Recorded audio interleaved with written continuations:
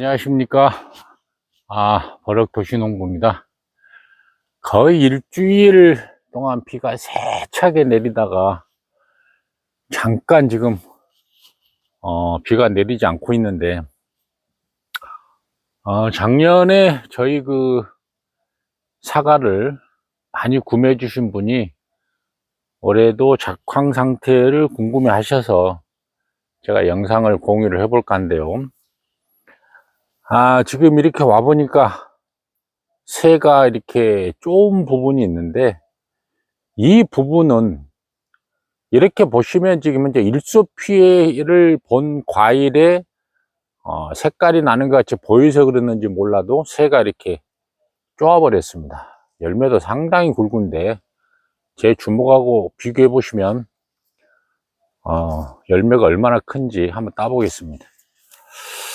이렇게 열매가 아주 튼실하고 큰데 새가 이렇게 일소 피해 입은 그런 사과를 한 입을 했네요. 그래서 오늘은 비가 오는 과정에서도 이렇게 저희 처지는 가지를 이제 지지대를 이용해서 지지를 해줬고요. 저희 가오는 그 수령이 많아서, 수령이 오래돼서 거의 가지가 하수형입니다. 그래서 밑으로 이렇게 다 처지는 가지가 많아서 이렇게 지지대를 설치를 해줬는데, 아무튼 이런 사과를 보면 좀 아쉽기는 하네요. 근데 오늘 제가 잠깐 언급을 해드릴 거는, 이렇게 긴 장마 후에 내 과수원을, 내 사과밭을 어떻게 관리를 해야 될지 그 부분을 서로 이제 공유를 해볼까 한데요. 저 같은 경우는 이제 산지형에다가 밭이 뭐 이렇게 500평, 600평, 뭐 1500평 이런 식으로 여러 이제 8필지로 이렇게 나눠져 있어 가지고 오토바이를 타고 다니지 않으면 하루 종일 이렇게 사과밭을 관찰하고 순찰한다는 거는 어렵습니다. 그래서 오토바이를 이제 주로 이용을 하고요. 그런데 요즘에 이제 문제가 되는 거는, 갑자기 지금 날씨가 엄청 뜨겁다가 비가 며칠 세차게 내렸습니다. 그럼 이렇게 비가 내리고 난 다음에는 어김없이 이제 모든 병충해 현상이 나타나죠. 첫 번째는 응애라는 그런 해충은 아주 그 고온을 좋아합니다. 날이 뜨거우면 뜨거울수록 응애의 활동성도 커지고 나무에 주는 피해도 크고 확산성이 어마어마하기에 장마 후에 고온기 때 꼭 응애약을 살포를 해 주시고요.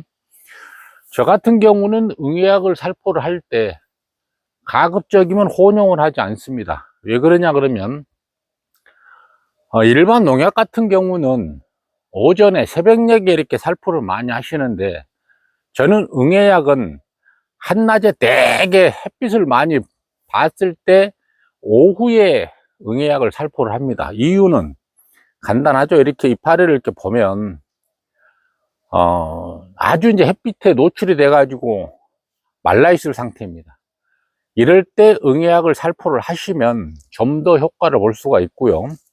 이 사과도 지금 일소 피해를 입었는데 군데군데 일소 피해를 입은 게 많습니다. 그 이유는 간단하죠. 고온기에 나타나는 현상이지만, 이런 시나노 스위트 같은 사과는 과피가 얇습니다. 쉽게 말해서 껍질이 얇아요.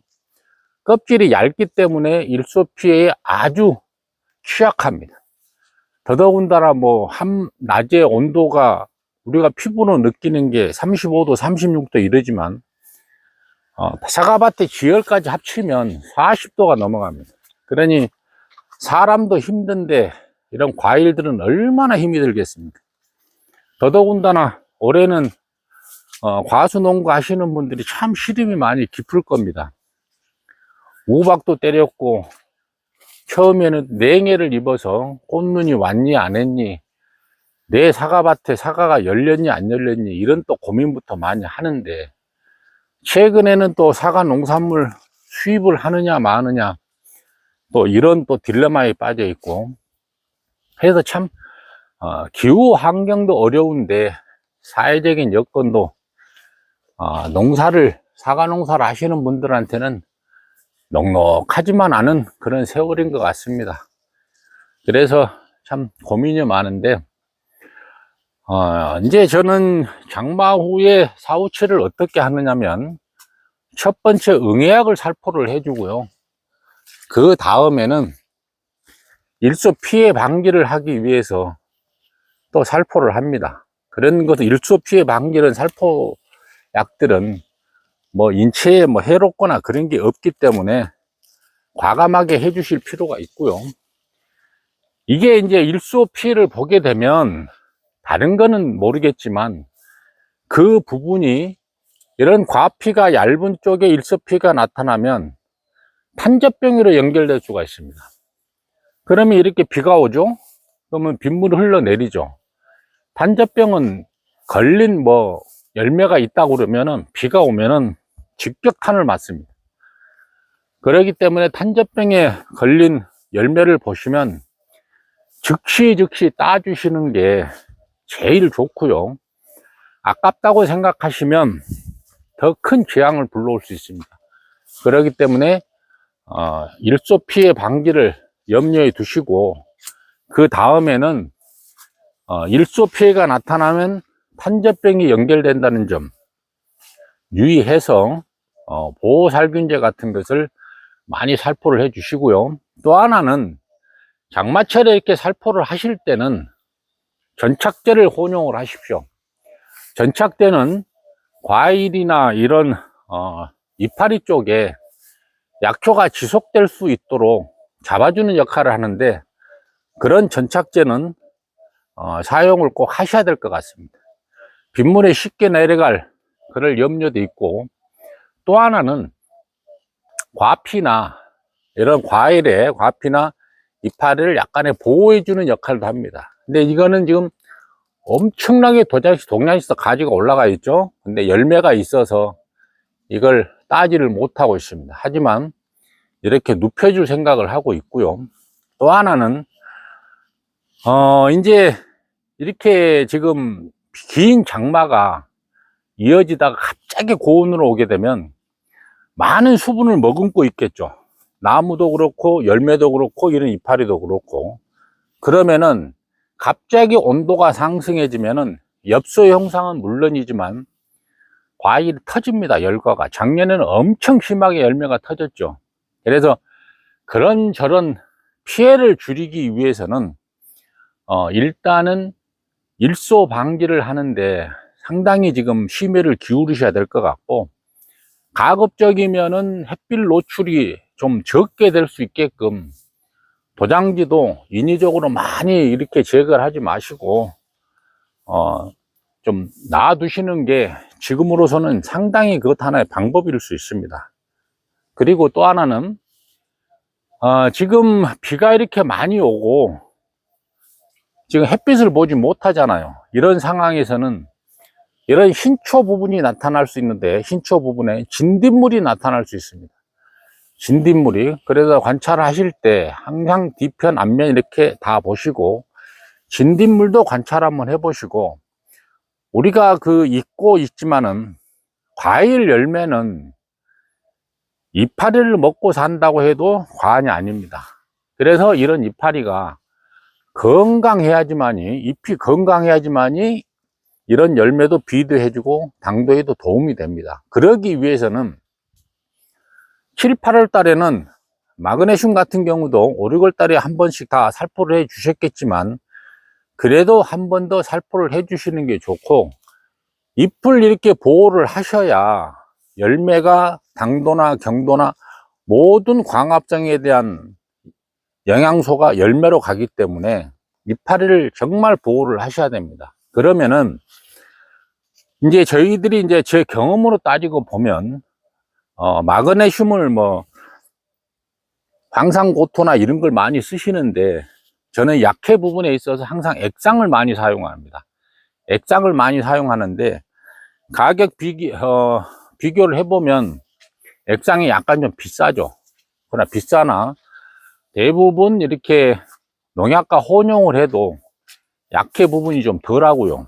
사용하기도 편하고 또 흡수율도 빠릅니다. 그래서 저는 액상 비료를 많이 사용을 하는데 그 점을 좀 고려를 한번 해보시면 될 것 같고, 저는 약을 한번 칠 때 한 SS기 10차 정도를 치는데 농약 대금이 만만치가 않죠. 한 달이면 몇백만 원씩 들어가는데, 그리 해도 4대 요소라고 제가 강조하는 칼슘, 마그네슘, 가리 종류, 인산가리, 황산가리, 이런 부분들은 토양의 시비도 하지만 연면 시비를 2주, 3주 간격으로 번갈아 가면서 교대로 하면서 살포를 해주고 있고, 칼슘 같은 경우는 저는 단독 살포를 합니다. 농약을 살포를 하면 3, 4일 후에 5일 이렇게 기준으로 둬서 칼슘도 살포를 하고, 그랬기 때문에 지금부터서는 비대 관리도 중요하지만 착색 관리에 신경을 많이 써야 됩니다. 시나노 스위트 이런 부분들은 색상이 이 색깔이기 때문에, 노랗게 나타나기 때문에 착색에 신경을 많이 안 써도 된다라고 하지만, 그리 해도 노란색 표면을 띠는 사과와 이렇게 파란 색깔을 띠는 사과의 당도는 엄청나게 차이가 있습니다. 그래서 후지겔 같이 빨갛게 색깔이 나는 그런 사과의 품종들은 지금은 착색 관리에 엄청나게 신경을 쓰셔야 됩니다. 우리가 9월, 10월 달에 깔약을 친다 해도 색깔이 정확하게 나는 건 아닙니다. 왜 그러냐 그러면은 갑자기 색을 내려고 그러면은 그 색이 나겠습니까? 안 나지? 염색을 하는 것도 아니고. 그래서 7, 8, 9, 10월 달 이 기간에는 착색 관리에도 신경을 좀 쓰셔야 될 것 같고, 가리 종류나 황 이런 종류, 칼슘 이런 종류들도 색상을 내는 데는 도움이 되는 그런 그 영양소를 가진 비료이기 때문에 지금부터서 번갈아 가면서 살포를 해 주시면 좋을 것 같습니다. 또 하나는, 지금 이렇게 바닥을 보시면 비가 많이 와서 축축이 젖어 있습니다. 축축이 젖어 있고 지금 잔뿌리가 물에 잠겨 있어서 고사하는 경우도 있고, 이런 기둥뿌리는 뭐 그대로 있겠지만 사과의 생명체라고 할 수 있는 잔뿌리가 고사가 되면 날씨가 뜨거워지면 이파리가 타는 엽소 현상이 나타납니다. 그래서 이런 부분들 해서 지금은 수분이 충분하지만 7, 8월 달에 또 우리가 중요하게 생각할 수 있는 부분들이 관수 부분입니다. 그래서 이런 부분들까지 고려를 하셔서 제가 간단하게 10여 분 동안에 모든 그 과정을 설명을 해 드리려고 그러면은 시간이 많이 걸리겠지만, 저도 시골에서 태어나고 자라나서 시골의 생리를 조금은 알지만, 제가 사회생활을 도시에서 서울에서 한 30년 넘게 생활을 하다가 지금은 이제 사과 농사를 이렇게 뜻한 바가 있어서 짓고 있지만, 참 애로사항이 한두 가지가 아니죠. 요즘같이 정말 힘든 시기에 농사를 짓는 분들이 계시면 보면은, 얼마 전에도 건너편 동네에 90이 다 된 할머니께서 농약탕 짊어지고 약치시다 돌아가셨습니다. 그런 거 보면 안타까움을 마음을 떠나서 애처롭죠. 요즘 뭐 시대가 수시각각 변하는 그런 시대이기 때문에 농사를 짓고 있는다 그러면은 참 업신여기는 이런 생각도 가지신 분들도 계시고, 저는 직거래 판매를 하다가 보니까 다양한 사람들을 접합니다. 그리고 지금은 정말 형제 자매처럼 친하게 그렇게 지내시는 분들도 있고, 일산에 그 파리바게트를 빵집을 운영하시는 분은 저한테 한 달에 한 번 정도, 한 45일 한 번 정도 빵을 정말 10kg 박스에다 가득 채워서 보내주신 분도 계시고, 군산에 계시는 분은 수산물 도매업을 하시는데 뭐 각종 생선류도 보내주신 분도 계십니다. 그러다 저는 드릴 건 없잖아요, 사과밖에. 그래서 서로가 상생하고 또 어려운 부분들이 있으면 서로 통화하고 이렇게 지내고 있는데, 특히 그 농업에 종사하시는 정말 힘든 어르신들, 평생을 농사를 짓고 사셨는데 편히 쉬셔야 될 그런 연세임에도 아직도 농사를 짓고 계시는 분이 계십니다. 그래서 우리가 농산물을 접하실 때는 한 번쯤은 생각을 한번 해보십사 부탁을 드리면서 영상을 찍고 있습니다. 그래서 오늘은 제가 이제 장마 후에 가수원을 어떻게 관리를 할 것인가, 그 부분들을 잠깐 언급을 해드렸는데, 이렇게 10여 분 동안에 짧게 설명을 해드린다는 것은 시간상 많은 애로사항이 있고요. 그래서 마지막으로 제가 이제 요점 정리를 해드리면, 자, 장마가 끝나고 나면 고온이 지속도에 강한 햇빛의 자외선이 내리쬐겠죠? 그러면 일소 피해 줄여야 되고, 엽소 현상 나타날 것이고, 과피가 얇은 이런 껍질이 얇은 이런 품종들은 잘못하면 열과 현상까지 생깁니다. 그래서 8월 초순부터서는 열과에 또 필요한 그런 약재를 살포를 해 주실 것 같고, 응애는 고온에서 아주 활발하게 활동을 하기 때문에 응애약을 꼭 살포를 해 주시기를 부탁을 드립니다. 왜 그러냐면, 우리가 다 같이 웃고 나중에 기분 좋게 사과를 수확을 하셔야 되는데, 어떤 집은 잘 되고 어떤 집은 잘 못 되고, 이렇게 서로가 이렇게 평등하지 못한 그런 수확물을 맞이할 때는 가히 기분은 좋지 않습니다. 저 역시도 처음에는 많은 시행착오를 했습니다. 시행착오를 하고 뭐 이파리가 다 타버린 경우도 있었고, 올해 같은 경우도 후지 챔피언 요가 품종은 냉해 피해가 아주 심해서 사과가 거의 없습니다. 그래서 보험회사의 직원들이 착가량 계산하러 왔을 때 깜짝 놀라고 왔습니다. 왜 이리 사과가 없냐고. 그러나 이런 시나노 스위트 같은 경우는 착과량이 너무 많아서, 쉽게 말해서 나무 한 나무에 400개가 넘어가는 그런 나무도 있고, 착과량이 이거는 너무 많다고 보험회사에서 해줄 게 없다라고 그러고 가셨는데, 그래서 이렇게 우박 피해가 있는 이런 과일들을 따지 마시고 놔두라고 이렇게 당부 말씀을 하고 가셨습니다. 우박 피해 겸 일소 피해 받은 사과들은. 그래서 그런 부분들, 그 다음에 칼슘, 마그네슘, 가리 종류, 황산가리, 인산가리, 이런 부분들 영양소를 번갈아 가면서 살포를 해 주시고, 그 이유는 가을에 착색 관리에 많은 도움이 됩니다. 그래서 지금은 사과가 많이 비대해지고 계속해서 사과가 커지는 그런 시기인데, 제가 눈으로 봐도 열매가 상당히 많이 커졌습니다.